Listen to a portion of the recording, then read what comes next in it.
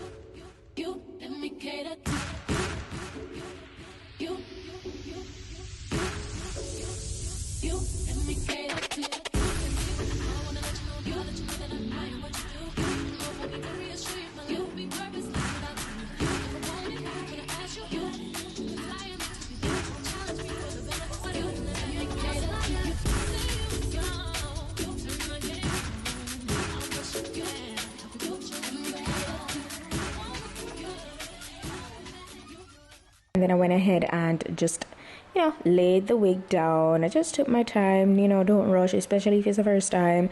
Take your time and always ensure that the lace, the glue is like next to clear and very tacky before you apply that lace. You don't want to apply the lace while the glue is still white, okay? Because it's gonna dry down looking gunky.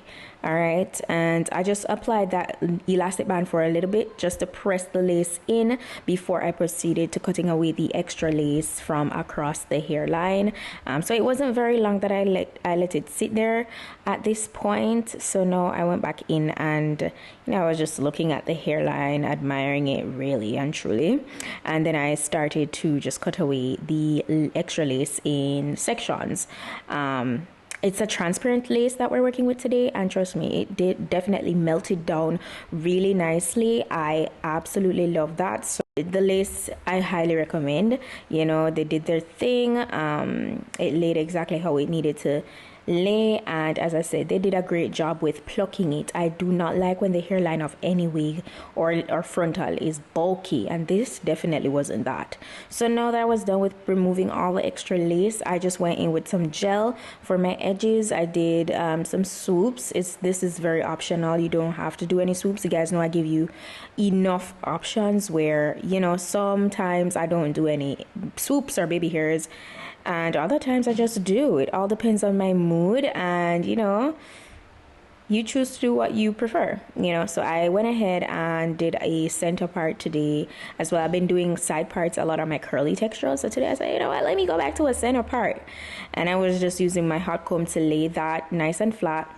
I used it in combination with my wax stick as usual to just help it to lay as flat as I wanted it, and then I went ahead and made the parting a little bit more precise. At first it was a little too bright, so I did tone it down with some powder. As you can see, it's not that bright there.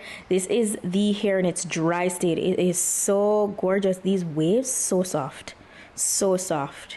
Like, look at that, perfection. I love it.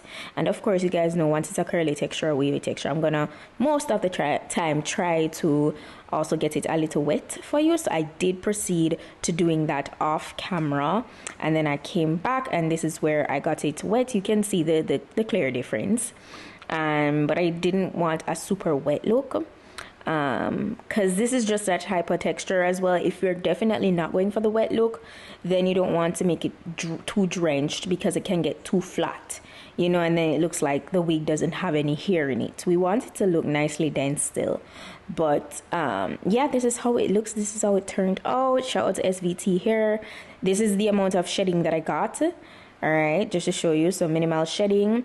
But yeah, there's that. I really like this wig. I definitely recommend if you're looking for a nice loose curly texture wig, transparent lace at that.